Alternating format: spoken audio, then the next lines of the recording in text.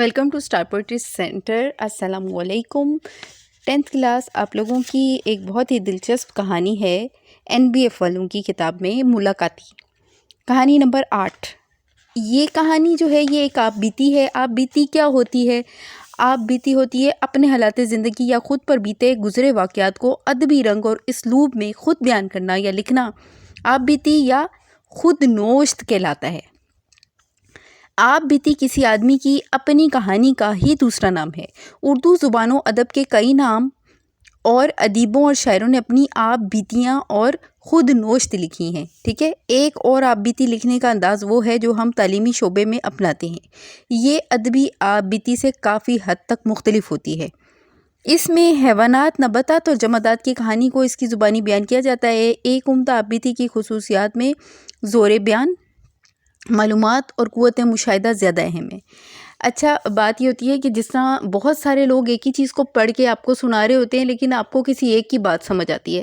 بالکل یہ اسی طرح سے ہے کہ بیان کرنے والوں میں سے کون سا بہت اچھا بیان کرتا ہے. قدرت اللہ شہاب اس کے رائٹر ہیں ملاقاتی کہانی کے. ٹھیک ہے. آپ کی کہانی کا نام تو ملاقاتی ہے.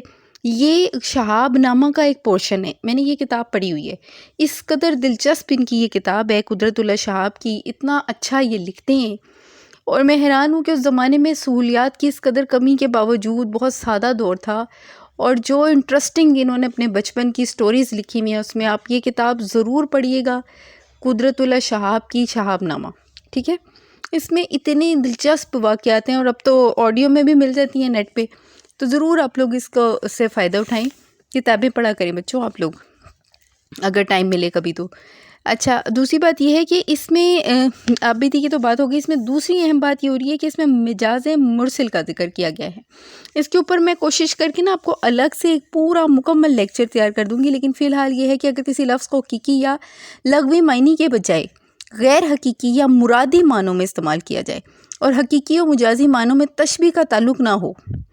ٹھیک ہے. یعنی تشبیہ نہ دی جا رہی ہو مگر کوئی نہ کوئی تعلق ضرور ہو، مگر اس بات کا تعلق اسی جو دوسری بات ہے اس سے ہو. مجاز مرسل کہلاتا ہے. مجاز مرسل کی کئی صورتیں ہیں. مجاز مرسل کی کم و بیش 24 صورتیں ہو سکتی ہیں. مثلا کل کہہ کر جز مراد لینا، جز کہہ کر کل مراد لینا، سبب بول کر مسبب مراد لینا، مسبب بول کر سبب مراد لینا، ماضی بول کر حال مراد لینا، مستقبل بول کر حال مراد لینا. ٹھیک ہے. ظروف کہہ کر مظروف مراد لینا، مظروف کہہ کر ظرف مراد لینا، وغیرہ وغیرہ. ٹھیک ہے. یہ سارا میں نے آپ کو بتایا نا کہ یہ تفصیل سے سمجھانے والی چیز ہے. تو اصل میرا مقصد ہے اس وقت آپ کو یہ کہانی کور کروانی. تو قدرت اللہ شہاب کے بارے میں پڑھتے ہیں کہ وہ کون تھے اور کب پیدا ہوئے تھے. تو قدرت اللہ شہاب 1920 میں پیدا ہوئے تھے. ٹھیک ہے. اور یہ 1986 میں فوت ہو گئے تھے. قدرت اللہ شہاب موضع چمکور، ضلع لدھیانہ، مشرقی پنجاب میں پیدا ہوئے. والد کا نام عبداللہ تھا. وہ مہاراجہ کشمیر کی ملازمت میں تھے. شہاب نے ابتدائی تعلیم اپنے گاؤں میں حاصل کی. میٹرک کا امتحان پاس کرنے کے بعد جموں کے پرنس آف ویلز کالج سے BSc کا امتحان پاس کیا. BSc. ٹھیک ہے. پھر گورنمنٹ کالج لاہور سے MA انگریزی کیا. ICS کے امتحان میں شرکت کی اور کامیاب ہوئے. قیام پاکستان سے قبل ملازمت کا زمانہ مختلف مقامات پر گزرا. قیام پاکستان کے بعد سول سروس کے اعلیٰ عہدوں پر فائز رہے. عمر کا آخری حصہ روحانی دلچسپیوں اور تجربوں میں گزرا. قدرت اللہ شہاب کو علم و ادب سے بے حد لگاؤ تھا. انہوں نے ادیبوں کی بہبود کے لیے یعنی ان کے فائدے اور ترقی کے لیے پاکستان رائٹرز گلڈ کے قیام میں مدد کی. ان کے 4 افسانوی مجموعے ہیں: یا خدا، نفسانے، ماجی اور سرخ فیدہ. ان کی خود نوشت سوانح حیات شہاب نامہ ہے جس کتاب کا میں آپ کو ذکر کر رہی ہوں کہ یہ لازمی آپ نے سننی یا پڑھنی ہے. قدرت اللہ شہاب کا اسلوب بیان نہایت رنگین، شگفتہ اور دلچسپ ہے. اس کی زبان سادہ، سلیس اور شستہ ہے. ٹھیک ہے. یہ بات کو ایسے بیان کرتے ہیں کہ ہنسی آ جاتی ہے. یہ بہت سنجیدہ باتیں بہت روانی میں کہہ جاتے ہیں. ان کا جو سٹائل میں نے دیکھا ہے، مثال کے طور پر ان کی اگر کتاب کو پڑھا جائے تو ان کے بچپن کے واقعات ایسے ہیں کہ اتنی سیریس باتیں تھیں. اس قدر اس زمانے میں پلیگ کی بیماری پھیلی ہوئی تھی. اس کا آپ کے چیپٹر سے تو تعلق نہیں ہے، میں ویسے ہی آپ کو معلومات دے رہی ہوں کہ اس کے بارے میں انہوں نے جس طرح سے پھر اپنے چیپٹر میں معلومات دی ہوئی ہیں تو وہ بڑی مزے کی ان کی کہانی ہے. ضرور آپ ان کی یہ کتاب کوشش کر کے پڑھیے یا سنیے. اچھا، اب آ جاتے ہیں کہانی کی طرف. ملاقاتی شروع کرتے ہیں. جو صاحبان ڈپٹی کمشنر سے ملاقات کرنا چاہیں، ڈپٹی کمشنر عہدہ ہے، ٹھیک ہے، جس پر یہ فائز تھے، وہ سوموار اور جمعرات کے روز صبح 9 بجے سے 12 بجے دوپہر تک بلا روک ٹوک تشریف لائیں. بے مقصد کے ملاقاتی اور سفارشی حضرات آنے کی تکلیف نہ کریں. یہ اس نوٹس بورڈ کی عبارت ہے جو میں نے شروع ہی سے اپنے دفتر کے سامنے لگا دیا تھا. ابھی میں نے آبیتی کے بارے میں آپ کو بتایا تھا کہ آبیتی 2 طرح کی ہوتی ہے، ٹھیک ہے. آبیتی کی 2 قسمیں ہیں. ایک قسم آبیتی کی وہ ہے جو ابھی میں آپ کو پڑھ کے سنا رہی ہوں، یہ سٹائل اور ہے. ایک آبیتی وہ ہوتی ہے جو بچوں کو پیپر میں دی جاتی ہے گرامر کے سوال کے طور پہ، کہ بھئی جیسے قلم کی آبیتی میں نے بھی ڈالی ہوئی اپنے چینل پہ، تو قلم کی آبیتی لکھیں، یا کھنڈر کی آبیتی ہے، کسی بھی سکے یا نوٹ کی آبیتی، ٹھیک ہے. وہ سٹائل بالکل مختلف ہوتا ہے. یہ کسی کی زندگی کے واقعات کو اتنے اچھے طریقے سے بیان کرنا کہ دوسرے لوگ بھی اس کے تجربات سے فائدہ اٹھائیں، ٹھیک ہے. یہ اپنے دفتر کے حالات بتا رہے ہیں کہ یہ اس طرح کے ظاہر سی بات ہے ایماندار افسر تھے تو وہاں پہ تو یہی ہونا تھا. پیشہ ور ملاقاتیوں اور سفارشیوں کے لیے کے علاوہ اور کوئی میرے نزدیک نہ پھٹکا. رفتہ رفتہ میری حالات بڑی سرعت سے بدلنے لگے. سرعت کہتے ہیں تیزی کو. پیر اور جمعرات کے روز وہ کلرک صبح 8 بجے سے دفتر کے برآمدے میں بیٹھ جاتے تھے. جو آتا تھا ان کے نام اسی ترتیب سے ایک فہرست میں درج کرتے جاتے تھے. جب لوگوں کو پتہ چل جاتا ہے نا کہ یہ افسر بہت آنیسٹ یعنی کہ ایماندار ہے اور یہ ہمارے کام کر کے دے گا اور ہماری بات سنے گا، تو آہستہ آہستہ لوگ پھر اس شخص کی شہرت سن کر اس کے پاس آنا شروع ہو جاتے ہیں. یہی بات یہ کہہ رہی ہیں. اور ملاقاتی اسی فہرست کے مطابق باری باری میرے پاس آتے تھے. اول شہر کے حاجت مند لوگ آنا شروع ہوئے. حاجت مند ضرورت مند کو کہتے ہیں. اور پھر آس پاس کے قصبوں سے کچھ لوگ آنے لگے اور کچھ عرصے کے بعد دور دراز کے دیہات سے ہر طبقے کے لوگ آنے لگے. شروع میں ملاقاتیوں کی تعداد 15-20 کے قریب ہوتی تھی. 2 مہینے کے اندر ان کی تعداد 100-125 کے لگ بھگ پہنچ گئی.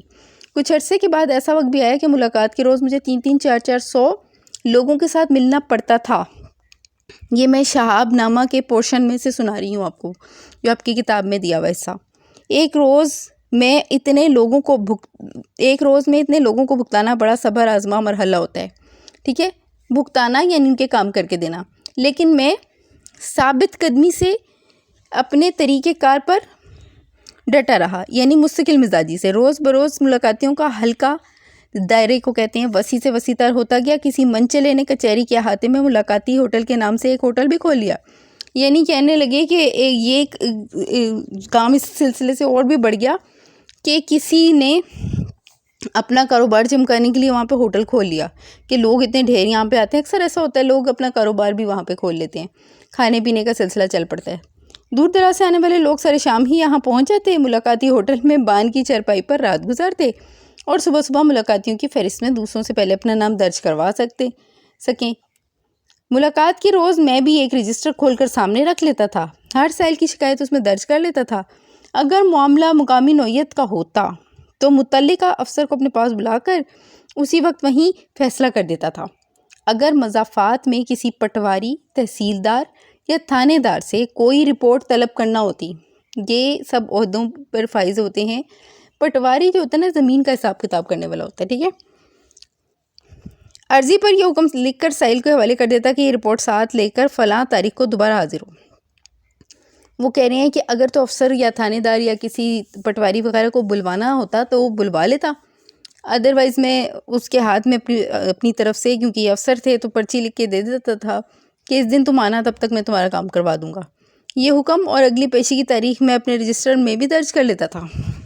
یعنی اس قدر یہ لوگوں کے ساتھ سنسیئر تھے کہ یہ جب تک ان کا کام نہیں ہو جاتا تھا نا، یہ اپنے پاس درج رکھتے تھے ان کے نام. پہلے تو کسی پٹواری یا تھانے دار وغیرہ نے ایسی درخواستوں کو درخو اتنا نہ سمجھا، یعنی کہ کوئی اہمیت نہیں دی، اور سائلوں کو ڈرا دھمکا کر بھگا دیا. جب مقررہ تاریخ پر کوئی سائل رپورٹ حاصل کیے بغیر خالی ہاتھ واپس آتا تو میں اپنی کار میں بٹھا کر دور دراز علاقوں میں متعلقہ تھانوں یا پٹواریوں کے ڈیرے پر جا پہنچتا اور سائل کے کاغذات برآمد کر کے اس کے مسائل پر وہیں کھڑے کھڑے مناسب احکام جاری کر دیتا.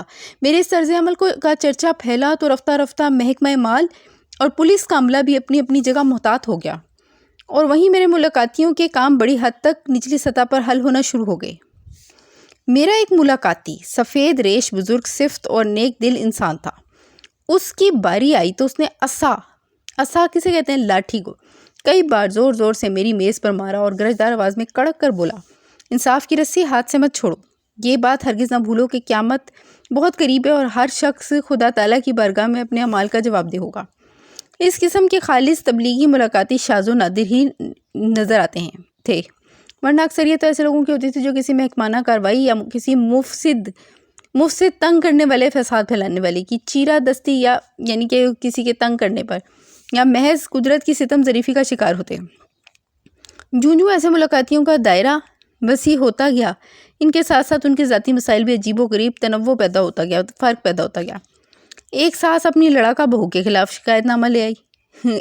میں نے آپ کو کہا نا یہ بڑی سیریس باتیں بہت آسانی سے کہہ جاتے تھے، یعنی کہ ان کا ایک سٹائل تھا ایسا.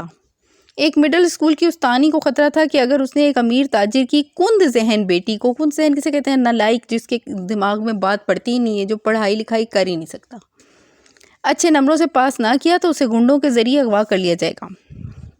ایک دور افتادہ گاؤں کا نمبردار ملاقات کے لیے روز آیا. اس نے بتایا کہ کچھ عرصے سے ایک ملنگ کون ہوتا ہے؟ ملنگ ایک گیٹ اپ کیے ہوئے لوگ ہوتے ہیں جو کہ آپ کسی حد تک کہہ سکتے ہیں کہ جو اپنے آپ کو اللہ لوگ ظاہر کرتے ہیں اور جو ہے وہ لوگوں سے پیسے بٹورتے ہیں اور اپنا وہ مطلب کہ بعض تو بھیک بھی مانگتے ہیں اور بعض دوسری طرح سے عبادت وغیرہ کا وہ کر کے ڈھونگ رچا کے تو لوگوں سے پیسے بٹورتے ہیں. ملنگ نے گاؤں میں ڈیرا ڈالا ہوا ہے. دوپہر کے وقت موسم گرما کی شدید تمازت کسے کہتے ہیں، یہ جو تپش ہوتی ہے میں وہ آگ جلا کر باہر دھوپ میں بیٹھتا ہے، دن بھر چلم پیتا رہتا ہے. دور سے لوگ اپنی مرادیں لے کر اس کے پاس آتے ہیں. کسی سے وہ گھی کا کنستر وصول کرتا ہے، کسی سے گندم کی بوری یا چاول یا چینی کے انبار، خاص طور پر عورتوں سے سونے چاندی کی انگوٹھیاں اور چوڑیاں تک اتروا لیتا ہے.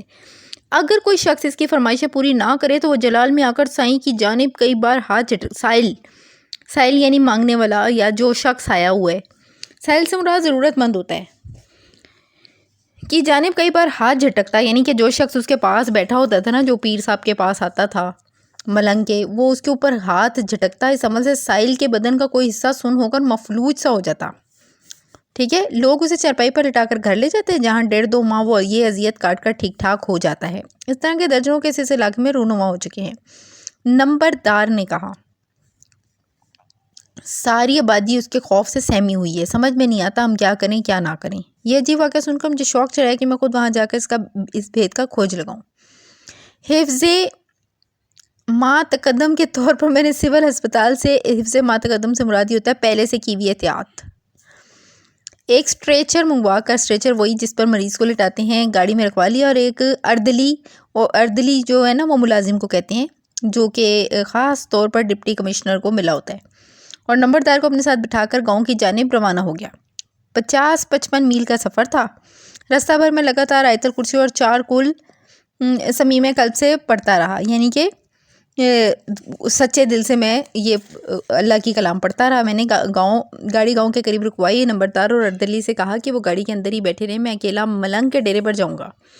اگر میں نصف گھنٹے تک واپس نہ آیا تو اسٹریچر لے کر وہاں آ جائیں. ڈیرے پر ایک کالا بھجنگ فربا بدن، فربا کہتے ہیں موٹے کو، کالا بھجنگ کالا سیاہ، ٹھیک ہے، کری المنظر یعنی جسے دیکھ کر کراہیت محسوس ہو، دل خراب ہو، شخص یعنی کہ گندا، جس کی حالت بہت گندی تھی.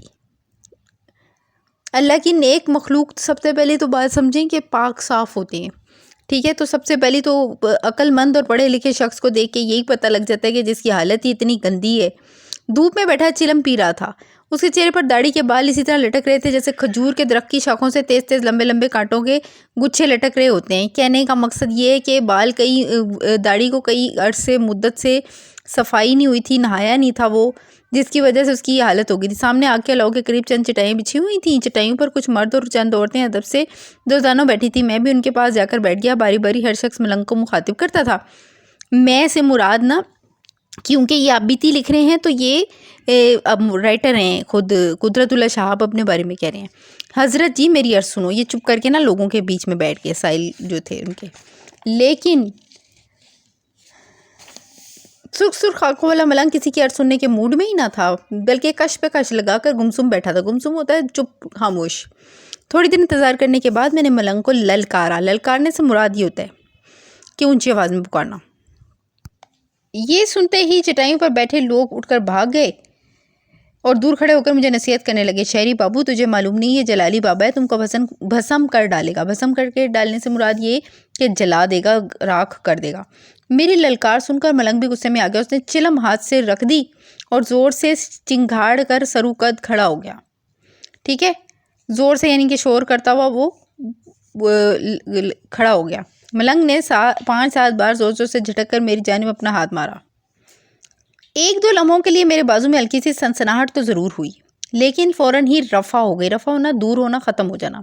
اپنے عمل کی اس ناکامی پر ملنگ گھٹنوں میں سر دے کر زمین پر بیٹھ گیا۔ اسی دوران نمبردار اور میرا اردلی بھی کار لے کر وہاں آ گئے۔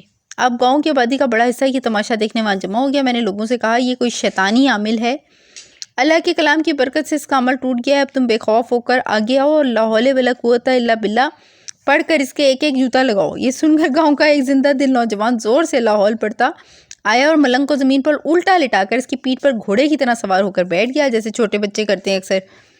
اس کے بعد باری باری مرد، عورتیں اور بچے آتے، لا حول پڑھ کر ملنگ کو 1 یا 2 جوتے رسید کر کے جاتے۔ میرے کہنے پر نمبردار نے ملنگ کا حجرہ بھی کھولا۔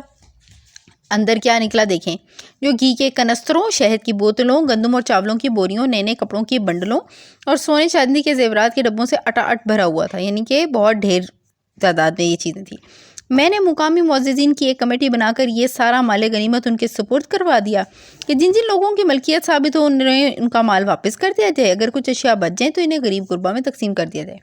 اس کے بعد ملنگ کو اپنی کار میں بٹھا کر جھنگ لے آیا۔ جھنگ شہر ہے۔ میں نے اسے بہت خریدنے کی کوشش کی، اس نے یہ شیطانی اور سفلی عمل کب اور کیسے سیکھا ہے، لیکن سارا رستہ وہ چپ سادھے بیٹھا رہا۔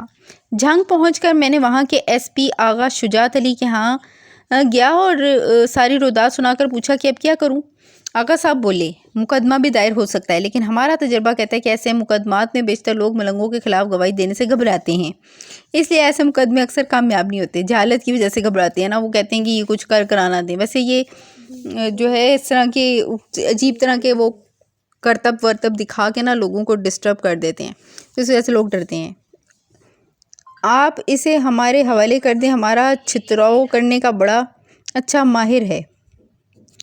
کرنے والا یعنی چھترول جسے کہتے ہیں، مار پٹائی، اور 2 دن میں چھتراؤ کر کے اس کے سر سے شیطان کا بھوت اتروا دے گا۔ اس کے بعد ہم اسے ضلع جنگ سے نکال کر باہر کریں گے، جہاں اس کے سینگ سمائے وہاں چلا جائے۔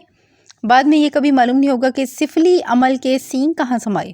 سفلی عمل برے اعمال کو کہتے ہیں جو کہ ناپاک اور شیطانی عمل ہوتا ہے۔ ایک روز ایک بڑے زمیندار صاحب ملاقات کے لیے آئے، خود تو بڑی حد تک ناخواندہ تھے، یعنی کہ ناخواندہ کہتے ہیں نا جو پڑھا لکھا نہیں ہوتا، لیکن تعلیم کے فضائل اور فوائد پر ایک طویل تقریر کرنے کے بعد بولے، جناب آپ اس پسماندہ ضلع کے لیے نیکی کا ایک اور کام بھی کرتے جائیں۔ فلاں قوم میں اگر ایک پرائمری اسکول کھول دیا جائے تو اس علاقے پر یہ ایک احسان عظیم ہوگا، آپ قبول فرمائیں تو بندہ اسکول کے لیے مفت زمین، کمروں کی تعمیر کے لیے 20,000 روپیہ نقد، اس زمانے میں 20,000 بہت بڑی رقم تھی، اور ایک استاد کی 1 برس کی تنخواہ اپنی جیب سے ادا کرنے کے لیے حاضر ہے۔ میں نے ان کی روشن خیالی اور فیاضی ہوتا ہے فراخ دلی، بڑا دل کی تعریف کر کے کہا، نیکی اور پوچھ پوچھ آپ جب فرمائیں گے اسکول کھولنے کا بندوبست ہو جائے گا، بلکہ میں تو یہ بھی کوشش کروں گا کہ اس اسکول کا افتتاح کرنے کے لیے عزت مآب وزیر تعلیم کو بذات خود یہاں مدعو کیا جائے۔ زمیندار صاحب خوش میری جان و مال کو دعائیں دیتے ہوئے تشریف لے گئے۔ کوئی 1 ہفتے بعد اس علاقے کے ایک اور بڑے زمیندار ملنے آئے۔ چھوٹتے ہی انہوں نے روحان سا ہو کر گلا شکوہ کر دیا، جناب میں نے کیا قصور کیا ہے کہ مجھے اس قدر کڑی سزا دی جا رہی ہے، بندہ بالکل بے گناہ ہے۔ میں نے حیران ہو کر شکوے کی وضاحت طلب کی کہ ان کے ساتھ کیا ظلم ہوا اور کون یہ ظلم کر رہا ہے۔ انہوں نے گلوگیر آواز میں تفصیل سنائی۔ پچھلے ہفتے اسکول کے بارے میں جو شخص ملنے آیا تھا وہ یہ اسکول اپنے گاؤں میں نہیں بلکہ میرے گاؤں میں کھلوا رہا ہے۔ ہمارے درمیان پشتوں سے خاندانی دشمنی چلی آ رہی ہے، بلکہ ہم ایک دوسرے کے مویشی یعنی جانور چرا لاتے تھے، لیکن ایک دوسرے کے مزاروں کو قتل بھی کروا دیتے تھے۔ ٹھیک ہے، مزارے گاؤں کے جو کام کرنے والے بندے ہوتے ہیں، کبھی ایک دوسرے کی فصلیں اجاڑ دیتے تھے، لیکن اب وہ کمینہ میرے گاؤں کی نسلیں تباہ کرنے پر اتر آیا ہے، اسی لیے آپ سے اسکول کھولنے کا وعدہ لے کر گیا ہے۔ فروغ تعلیم کے فضائل پر یہ نرالی منطق سن کر میں سکتے میں آ گیا۔ منطق ہوتی ہے عقل کی بات، نرالی سے مراد یہ ہے کہ سمجھ سے باہر ہے، یہ کس قسم کی عقل ہے ان کی۔ چند منٹ سوچنے کے بعد میں نے گزارش کی، آپ بھی اینٹ کا جواب پتھر سے کیوں نہیں دے دیتے؟ جو پیشکش انہوں نے کی ہے وہی بار آپ بھی اٹھا لیں تو میں وعدہ کرتا ہوں ان کے گاؤں میں بھی بیک وقت ویسا ہی اسکول قائم کر دیا جائے گا۔ یہ سن کر اب دیکھیں یہ ہوتا ہے پڑھا لکھا آدمی، اب ان کی وہ عقل مند آدمی تھے نا، انہوں نے اینٹ کا جواب پتھر سے دیا۔ یہ سن کر ان کی کسی قدر تشویش تو ہوئی، یعنی تسلی، لیکن اس کے بعد دونوں میں سے کوئی ایک اپنی اپنی فیاضی کی پیشکش لے کر دوبارہ میرے پاس نہ آیا۔ کچھ عرصے کے بعد میں نے یہ واقعہ جھنگ کے بیرسٹر یوسف صاحب کو سنایا تو مسکرا کر بولے، حیران ہونے کی کوئی بات نہیں، تعلیم جیسی خطرناک وبا کو اپنے گاؤں سے دور رکھنے کے لیے دونوں نے اسے اپنا مشترکہ فرض سمجھ کر مکمل کر لیا ہوگا۔ بڑی ذمہ داریوں اور جاگیروں میں ابھی تک تعلیم ہی کو سب سے بڑا اور تباہ کن دشمن سمجھا جاتا ہے۔ شہاب نامہ۔ تو یہاں پہ ہماری آج کی یہ والی کہانی ختم ہوئی۔ اس میں آگے یہ اس کے کویسچن آنسر آ جاتے ہیں اور اس کی ایکسرسائز میں نے تقریباً آپ کو کروا دی تھی، اور جو چیزیں اس میں رہ گئی ہیں وہ میں انشاءاللہ تعالیٰ اگر آپ لوگ جو ہے اس پہ رسپانس دیں گے، آپ مجھ سے اگر کمنٹ کر کے آپ لوگ پوچھ لیں، اگر کوئی پرابلم ہو تو میں بتا دوں گی۔ خلاصہ اس کا لکھنے کے لیے میں ایک آپ کو ٹپ بتا دوں، وہ ٹپ یہ ہے کہ دیکھیں چاہے سلیس ہو، خلاصہ ہو، کچھ بھی آئے اس کہانی میں سے، سب سے پہلے اس کو توجہ سے سنا ہوا ہونا چاہیے۔ آپ کو رائٹر کا نام یاد ہونا چاہیے، آپ کو یہ پتہ ہونا چاہیے کہ اس میں کون سا واقعہ کس کے بعد لکھا ہوا تھا، کون سے پیراگراف میں کون سی بات تھی، اس سے پہلے کیا ہو رہا تھا، اس سے بعد میں کیا ہو رہا تھا۔ دوسری بات یہ، جیسے ملنگ کو پکڑا تھا تو اس کے وہاں سے کون سا سامان برآمد ہوا تھا، تو یہ اس کے مین پوائنٹ ہے کہ سامان اندر کون سا تھا، پھر اس کا فیصلہ کیا ہوا۔ جو اہم واقعات ہوتے ہیں اسے آپ نوٹ کرتے جائیں اور وہ آپ نے صحیح بیان کرنے ہیں تو آپ کے بہت تو یہاں پر 10th کلاس آپ کی اردو کی یہ کہانی ختم ہوئی۔ مجھے اجازت دیجیے، اللہ حافظ۔